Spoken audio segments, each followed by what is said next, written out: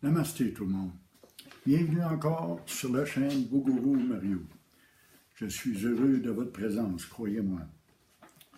Aujourd'hui, je vais parler des deux voies spirituelles. Deux voies qui sont offertes aux êtres afin de se réaliser spirituellement. Tous les enseignants spirituels, qu'il s'agisse de grands maîtres, de grands sages, qu'il s'agisse de religion, nous enseignent un chemin permettant de connaître une expérience spirituelle. Chacun enseigne sa méthode, chacun nous montre son chemin, chacun nous indique des balises pour avancer et aller plus loin. C'est à nous de choisir quelle voie qui nous plaît le plus, qui convient le mieux à notre personnalité.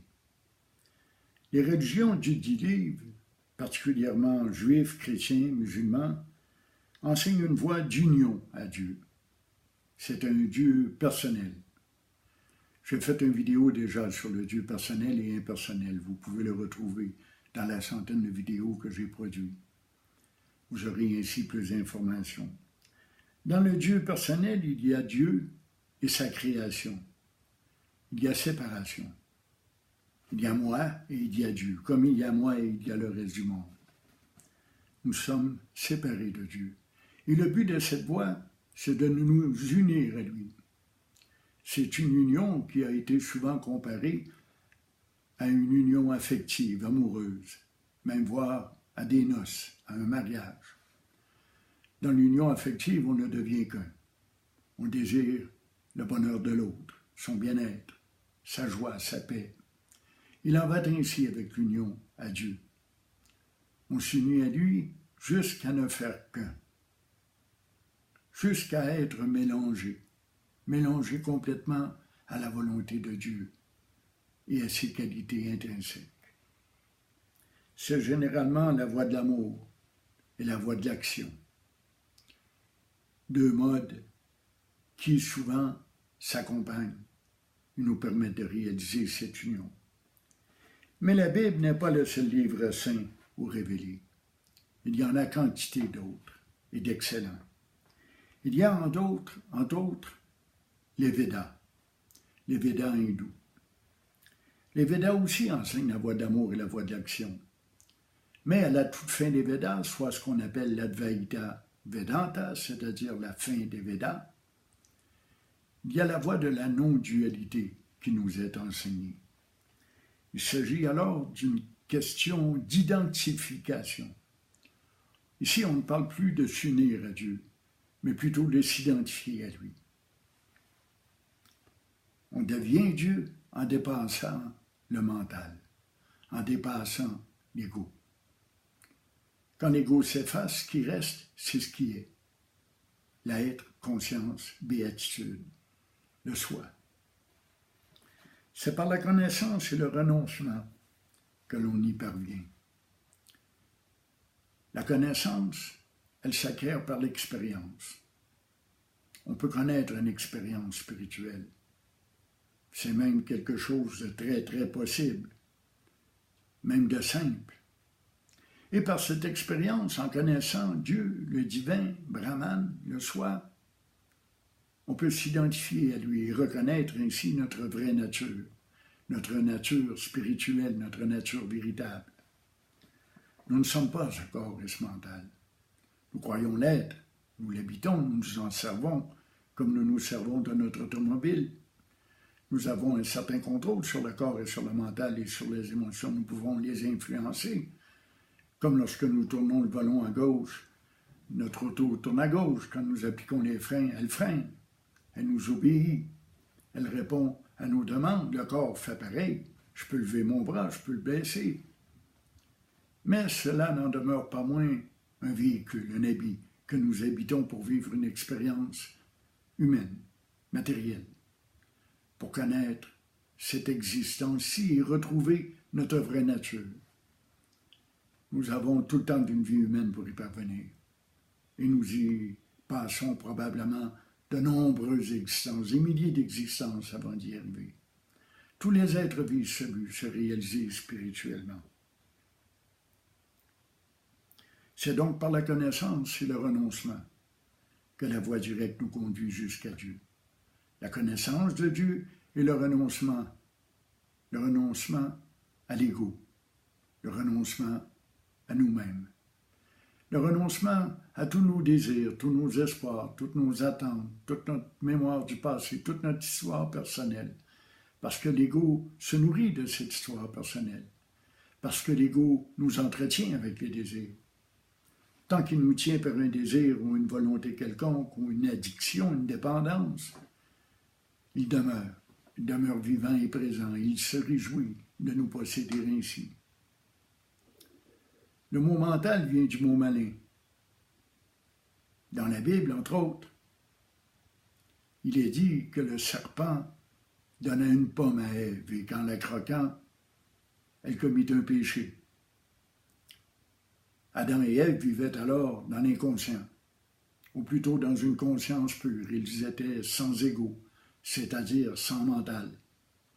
Ils n'avaient pas conscience de leur nudité, ils n'avaient pas la honte. Mais après avoir croqué la pomme tendue par le malin, par le mental, eh bien ce mental s'est installé.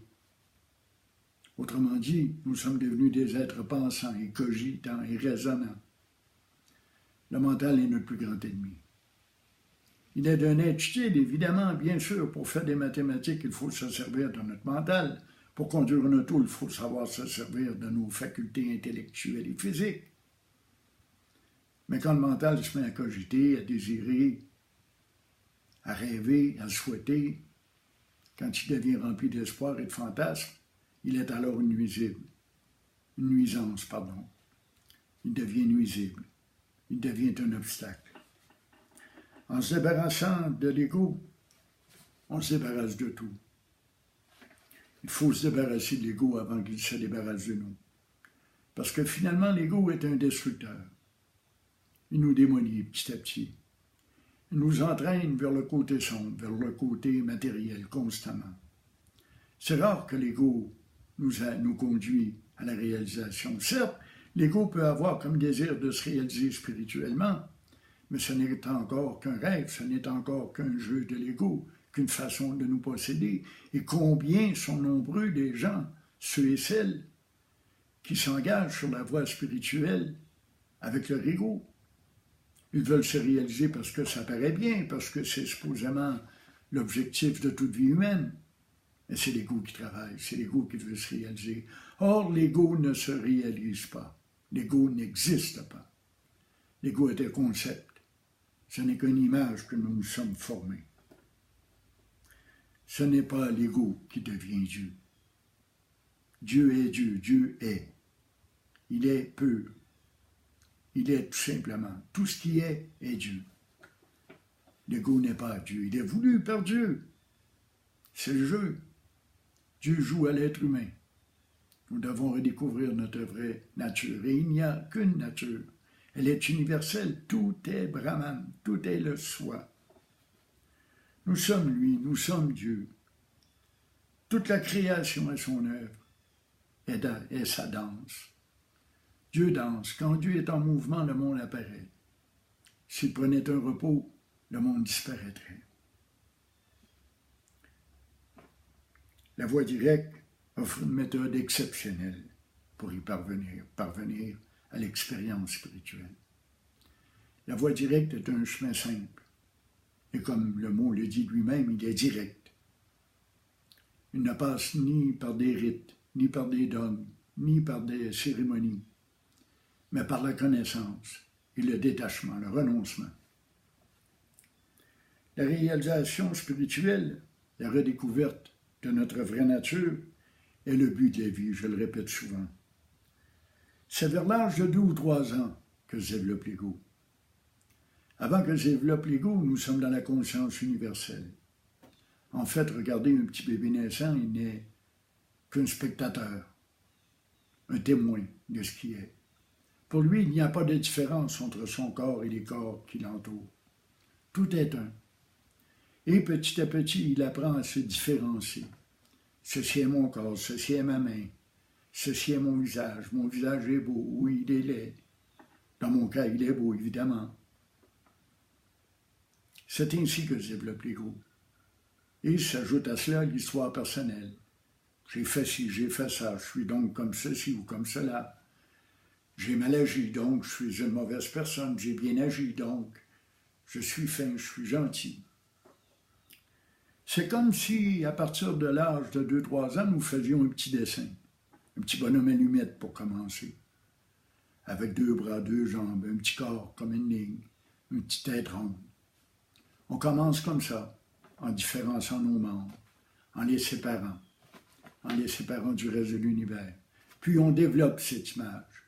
On lui rajoute toutes sortes de détails à ce dessin. Parfois, on en corrige, on en rempire. On n'est pas toujours bon dessinateur, on n'est pas toujours doué dans ce domaine-là. Et on fait un dessin, de telle sorte que rendu à l'âge adulte, on a un gros gribouillis, complètement mélangé, complètement mêlé. Ça peut être un monstre, ça peut être un beau dessin aussi. On peut avoir un bel ego, on peut avoir une belle personnalité. Mais ça n'en demeure pas moins qu'un dessin. Le truc apporté par l'Advaita Vedanta par la voie directe, c'est d'effacer ce dessin. Prendre une efface et effacer petit à petit tout ce qu'on a mis des années à dessiner, à travailler. Lorsque le dessin est complètement effacé, qu'est-ce qui reste? Il ne reste que Dieu. Il ne reste que la page blanche que nous étions en venant au monde. Il n'y a plus de séparation entre moi et le reste de l'univers. L'ego est un concept, simplement. Il doit s'effacer pour qu'on voit notre vraie nature. Il faut effacer le dessin pendant qu'il reste du temps. Travailler à effacer l'ego commence tout d'abord par effacer nos désirs, nos espoirs, notre histoire personnelle. Il faut les abandonner. Il faut lâcher prise surtout. Et s'abandonner totalement à ce que certains appellent la volonté de Dieu, c'est-à-dire à notre vraie nature. Le corps fait ce qu'il a à faire, sans plus. Alors voilà, j'espère avoir répondu à la question. Il y a de nombreuses vidéos sur la chaîne Bougourou Mario. N'hésitez pas à les regarder. Et si vous avez des questions ou des commentaires, faites-moi les parvenir sur Facebook ou Messenger à bougourou@commercial.ca, gmail.ca.com, je ne sais plus trop, vous le trouverez, je ne m'en souviens plus à l'instant. Alors, je vous souhaite une merveilleuse journée. Soyez heureux.